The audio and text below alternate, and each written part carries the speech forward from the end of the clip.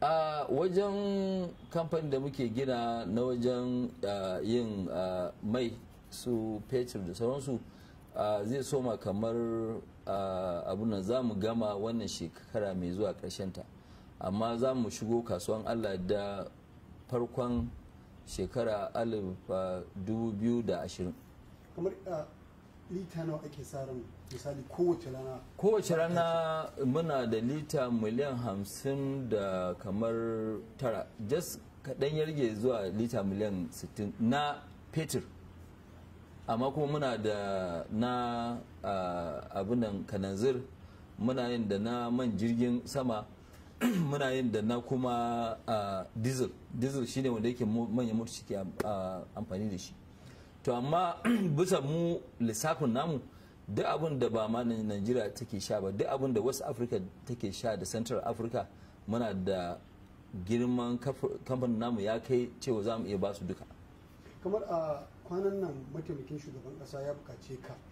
da misali buwa ku sauko da farashin siminti, kamar misali ta bangaren ka yaushe za ka yi wannan? Ai shi ka sani sha'anin gwamnati, wannan ya ce wannan ya sako da price ko wannan, ai sai ka riga ka duba lokacin da muke sai da simintin nan naira 300 nawa ce dala a lokacin, a in ka riga ka auna za ka ce dala a lokacin naira 120 ko to naira 120 yau farashin siminti har ina ne za ka iya za naira 2,300 ka je ka siya, sama 2,400 ya yi dobo. Shi siminti mafi yawan shi ba kudin simintin ba ne ba, kudin mota ne. Abinda mutane da yawa suka kasa gane shi ne yanzu yau misali kudin siminti da yake bakin abinan a Lagos misali ko a Abeokuta kusa da muke yi, ko a Lokoja kusa da muke yi, ko a Boko, farashinsa a nan daidai ne da farashin da yake a Yola ko Maiduguri ko Sokoto ko ina ma. Sauraka abin da muke yi shine kudin da yake za a zo a biya wannan duka ko ina farashi ɗaya ne, to farashi ɗaya kudin mota waye zai biya, saboda shi mai mota ya tashi caji bai ba ruwansa. Kaga sukari misali 14,000 ne, to amma ka ɗauki sukari 14,000 da kudin siminti 2,300, in ka biya kudin mota daga Lagos zuwa Kano,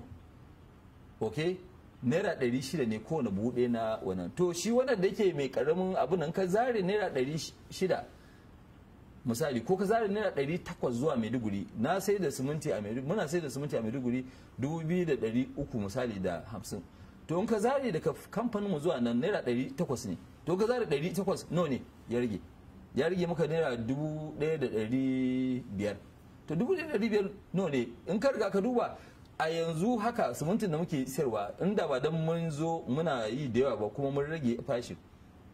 da yau ya kai nawa